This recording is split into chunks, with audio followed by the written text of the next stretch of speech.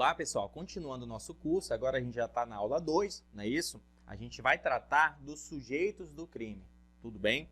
Então, quais são os sujeitos do crime da lei de abuso de autoridade?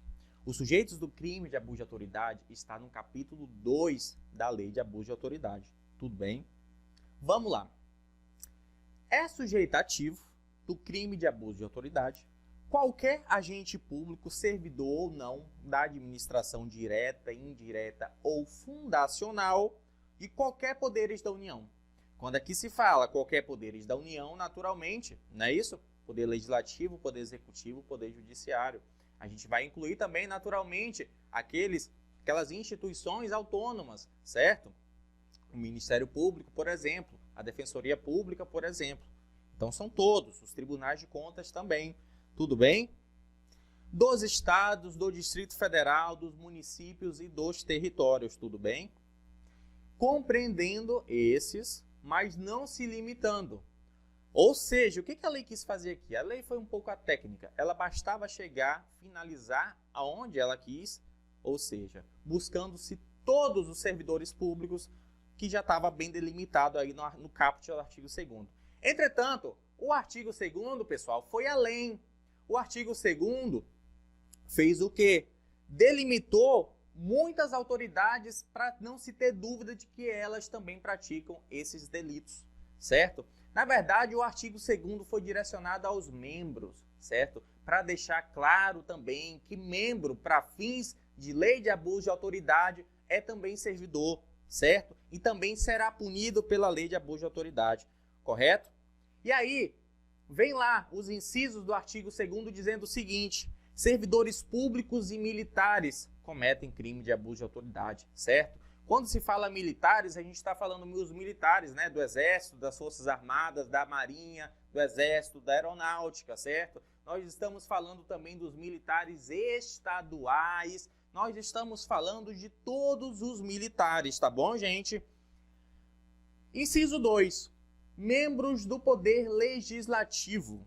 Quando se fala membros do Poder Legislativo, naturalmente nós estamos falando de quem? A grosso modo, vamos lá, vereadores, deputados estaduais, deputados do Distrito Federal, senadores, correto? Então todos esses também estão abrangidos. Membros do Poder Executivo, gente, prefeitos, secretários, governadores de estado, presidente da República, correto? E continuando, membros do Poder Judiciário, juízes de todas essas esferas jurisdicionais, ministros, ministro do Supremo Tribunal Federal, ministro do STJ, todas essas autoridades estão sujeitas à lei de abuso de autoridade, tudo bem? E membros do Ministério Público. Quando se fala em membros do Ministério Público, vamos lá, gente, promotores de justiça, procuradores de justiça, não é isso? Que é a promoção na carreira de promotor de justiça, procuradores da República, né? Procuradores regionais da República, subprocuradores regionais da República, bem como procurador-geral da República, certo? A lei também fala em membros dos tribunais de contas ou conselhos de Estado. São os conselheiros de contas, por exemplo, certo? E também dos municípios, aqueles municípios que possuem tribunais de contas. Em resumo, o artigo 2º trata dos sujeitos dos crimes. Sujeitos dos crimes, interprete o servidor público em sentido amplo. E nos servidores públicos em sentido amplo, você vai encaixar também os membros de quaisquer dos poderes, também aqui para cometer abuso de autoridade. Tudo bem? Então, todo mundo pratica abuso de autoridade. Pratica também abuso de autoridade aquele que exerce ainda que transitoriamente ou sem remuneração, certo? Digamos assim, um servidor voluntário, não seria nem um servidor voluntário, né? Um particular voluntário que ele decide trabalhar na defesa civil, então ele passa a ter um título lá de defensor da defesa civil, né? Digamos assim, é bem comum. E a partir daí ele comete algum dos tipos penais. Ele não tem remuneração, mas ele praticou também abuso de autoridade porque ele se utilizou de uma forma, nem que seja indireta, da influência da sua posição estatal naquele momento para praticar aquele delito. Tudo bem? Independe a forma, como eu disse, de nomeação, de eleição, designação, contratação, se o contrato é temporário, se o contrato é permanente. Independe também, pessoal. Isso aí não tem problema, não. Então, o importante é que aquela pessoa tenha algum tipo de vínculo com o Estado, certo? E que se utilize do Estado para abusar de autoridade. Tudo bem? Vamos lá, gente. Continuando. Nós já superamos, então, o sujeito ativo de forma ampla. Agora, lembrando que é crime específico, não é isso? É crime próprio. Tem que ter a qualidade de agente público, certo? Servidor ou não, mas tem que ser agente público. Então, o particular comum não comete crime de abuso de autoridade. Beleza? Agora, esse servidor, esse agente público, de forma ampla, servidor ou não, membros do Poder Legislativo, Executivo, Judiciário, Tribunais de Contas, todo mundo pratica abuso de autoridade. Beleza, pessoal? Fechamos mais um ponto da lei. E agora a gente já vai trabalhar com o capítulo 3. O capítulo 3 traz a ação penal. Já estamos avançando. Aqui a gente já está tratando de procedimento processual, certo? De processo penal. Artigo 3º. Fala-se o seguinte. A pergunta que eu faço então é a seguinte. Qual é a natureza jurídica da ação nos crimes de abuso de autoridade? Eu posso afirmar, sem pestanejar, com base no artigo 3º, que todos os delitos da Lei de Abuso de Autoridade serão de ação penal pública incondicionada. Repetindo, todos os delitos da Lei de Abuso de Autoridade serão de ação penal pública incondicionada, beleza, gente? Ah, professor, então não tem ação penal condicionada à representação? Não, não tem. Nós temos ação penal pública incondicionada.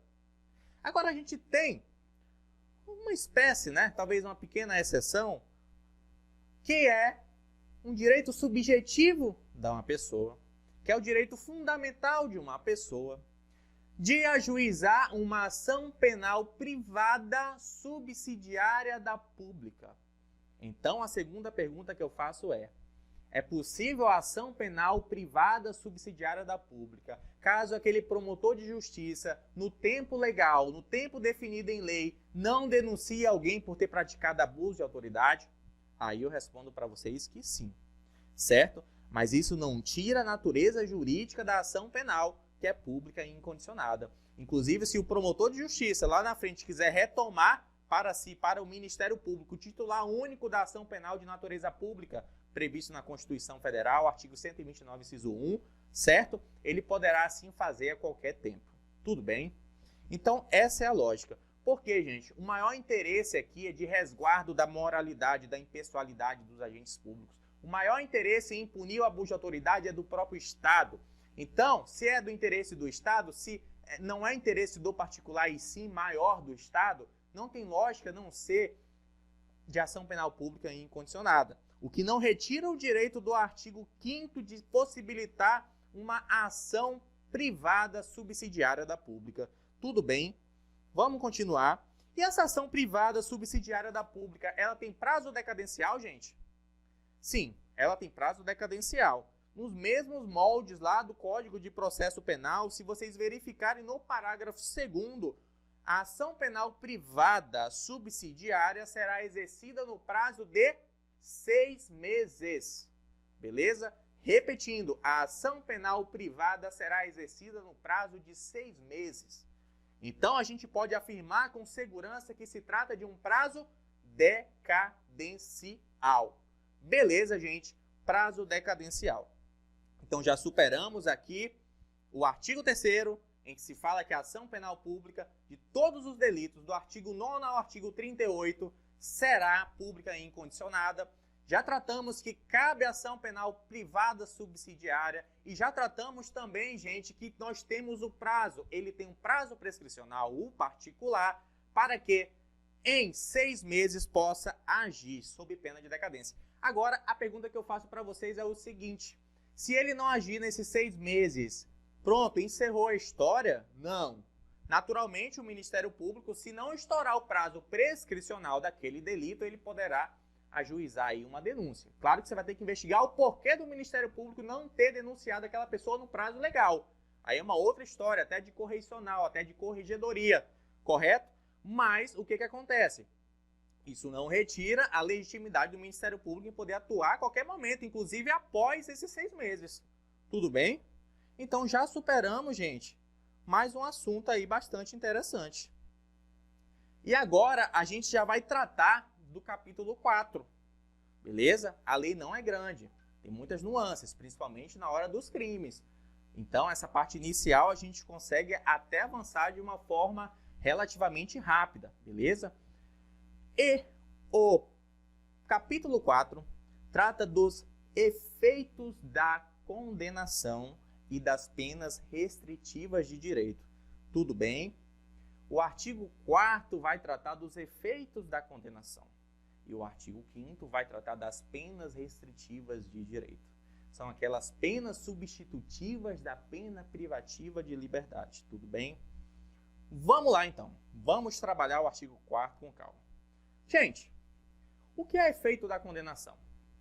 Efeito da condenação são aqueles efeitos penais, a própria pena, extrapenais, por exemplo, uma indenização, reincidência, colocar o nome do rol dos culpados, possível regressão de regime carcerário. Eu não vou adentrar aqui no conteúdo do que é efeito da condenação. Mas efeito da condenação em sentido amplo é exatamente tudo que pode acontecer por conta de uma canetada lá do juiz, não é isso? Por conta de uma sentença do juiz. E percebam que na lei de abuso de autoridade nós temos efeitos da condenação específicos. Nós temos efeitos da condenação que estão tão somente na lei de abuso de autoridade.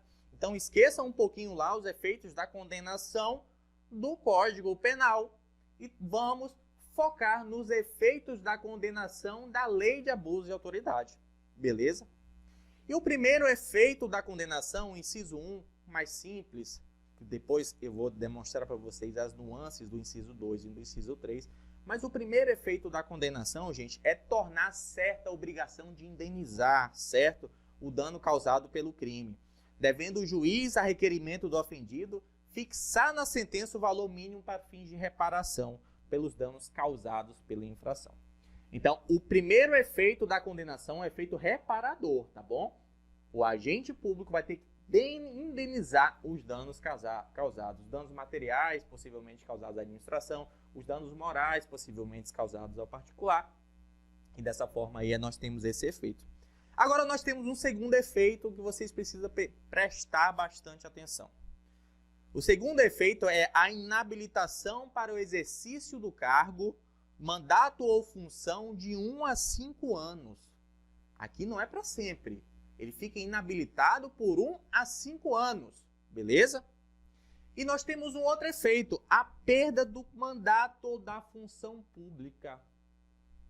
E com certeza a pergunta que não quer calar é: esses efeitos da condenação são automáticos? Não são automáticos, pessoal. Vai ter que estar fundamentado na sentença. Esses efeitos drásticos da condenação do inciso 2 e do inciso 3 não são automáticos, beleza? E só para complementar, o único efeito que estará em todas as sentenças será o primeiro, certo? Tornar certa a obrigação de indenizar. Por que eu estou dizendo isso? Porque eu estou fazendo a interpretação do parágrafo único da lei de abuso de autoridade, desse artigo que a gente está estudando. Porque fala o seguinte: os efeitos previstos no inciso 2 e no inciso 3 desse artigo estão condicionados, percebam, estão condicionados à ocorrência de quê? De reincidência, beleza? Em crime de abuso de autoridade. Aqui a gente vai trabalhar lá na frente. E não são automáticos, devendo ser declarados motivadamente em sentença. Gente, em resumo, em breve e bom tom, o servidor não vai poder perder o cargo ou ser inabilitado por 1 a 5 anos se ele for primário. O servidor também não vai poder perder o cargo ou ser inabilitado de 1 a 5 anos se ele for reincidente, porém não reincidente específico. Em resumo, ou seja, falando de uma forma inversa, ele só vai perder o cargo com relação à reincidência se a reincidência for específica, gente. Lá atrás ele tem que ter praticado abuso de autoridade. Lá na frente tem que ter praticado também abuso de autoridade. Aí você consegue enxergar a reincidência específica. Precisa ser o mesmo tipo penal? Ah, lá atrás ele praticou o artigo 9º, né? Que é decretação irregular de privação de liberdade. Ele tem que praticar necessariamente o artigo 9º lá na frente? Não, certo? Aqui a gente vai interpretar crimes de uma forma ampla. Porém, tem que ser crimes de abuso de autoridades lá atrás e lá na frente. Tudo bem? Isso é reincidência específica. Beleza, gente? Então, nós já trabalhamos esse ponto que eu considero também fundamental, beleza? Que é necessária a reincidência específica para que haja inabilitação do cargo por 1 a 5 anos e para que haja perda do cargo, beleza, pessoal? Para que haja a perda do cargo, requerendo a reincidência específica, além da devida motivação. Vamos avançar. Nós estamos avançando, nós já trabalhamos aí, então, mais um ponto bastante interessante. E na seção 2 desse capítulo, agora a gente vai trazer para vocês quais são as penas restritivas de direito, gente. Nós vamos agora trabalhar, então, as penas restritivas de direito, beleza? E quais são as penas restritivas de direito? Vamos lá. As penas restritivas de direito, que têm a natureza de substitutiva, né, da privativa de liberdade. E, claro, primeiramente o juiz aplica a pena privativa de liberdade, percebe se pode transformar em restritiva de direito. A partir do momento em que ele transforma em restritiva de direito, gente, o que acontece? A gente não pode mais trazer essas punições, certo? A gente não pode mais aplicar a privativa de liberdade. Você tem que escolher uma, ou a restritiva de direito ou a privativa de liberdade, beleza? E o que acontece? Quais são essas penas restritivas de direito? Prestação de serviços à comunidade, beleza, gente? Prestação de serviços à comunidade. A segunda pena restritiva de direito prevista na Lei de Abuso de Autoridade, acompanha aí no artigo 5º, inciso 2, é a suspensão para exercício do cargo, função ou mandato pelo prazo de 1 a 6 meses, com perda de vencimentos e vantagens. Não confunda, aqui nós estamos falando de suspensão e não inabilitação para o cargo de 1 a 5 anos. Nós temos lá como efeito da condenação a inabilitação do cargo por 1 a 5 anos se a pessoa for reincidente específico, certo? Mas aqui a gente tem uma pena mais branda, suspensão do exercício do cargo, da função ou do mandato pelo prazo de 1 a 6 meses. Tudo bem? E vamos lá, gente. Vamos lá, avançando aqui nos nossos estudos. Então, quais são as penas restritivas de direito? São essas duas, tá bom? Prestação de serviços a comunidades ou entidades públicas ou suspensão para exercício do cargo. E como que eu vou identificar, pessoal, se eu tenho que aplicar a restritiva de direito? Aqui eu posso falar que a Lei de Abuso de Autoridade não trouxe os requisitos. Então, você vai se utilizar, neste caso, dos requisitos do artigo 44 do Código Penal, beleza? Então, para você verificar se cabe restritivo de direito, você vai lá no Código Penal e verifica. Observe também que as penas têm que ser cumuladas autonomamente ou cumulativamente. Ou seja, poderá ser aplicada uma só pena restritiva de direito ou serem aplicadas duas penas restritivas de direito. Tudo bem, gente? Então, é isso aí. Agora, não confunda essas penas restritivas de direito com aquelas previstas no artigo 43, né? Aquelas 7 penas previstas no artigo 43. Beleza? Então, a inovação que nós temos, basicamente, é do inciso 2, não é isso? Porque do inciso 1, prestação de serviços à comunidade ou entidades públicas, nós temos já no Código Penal. E a do inciso 2, nós temos o quê? A suspensão para exercício do cargo, da função ou do mandato pelo prazo de 1 a 6 meses, com perda de vencimentos ou vantagens. Então, a inovação, uma novidade aqui da lei é exatamente essa suspensão para exercício do cargo. Ele não vai poder exercer o cargo naquele período. E, naturalmente, se ele não está exercendo, ele não tem que receber. Não é isso, gente? Ele não tem que receber. Agora, lembrando, tá? Que se a pessoa tiver direito à pena restritiva de direito, a doutrina majoritária, em que pese algumas divergências, entende que será direito subjetivo dessa pessoa. Tudo bem? Agora, se a restritiva de direito ele não cumprir aqueles requisitos, o que vai acontecer? Poderá ser transformada a restritiva de direito em privativa de liberdade. Como eu disse, você não pode aplicar privativa de liberdade e restritiva de direito. Primeiro o juiz decide qual é a pena que aplica, depois transforma em restritiva de direito. E só ali que você vai aplicar. Mas se ele não cumpre aquela pena ali restritiva de direito, naturalmente, pessoal, ele vai ter uma regressão aqui, né? Uma espécie de regressão, uma transformação da restritiva de direito em privativa de liberdade. Tudo bem? Por isso a importância de cumprir as penas restritivas de direito.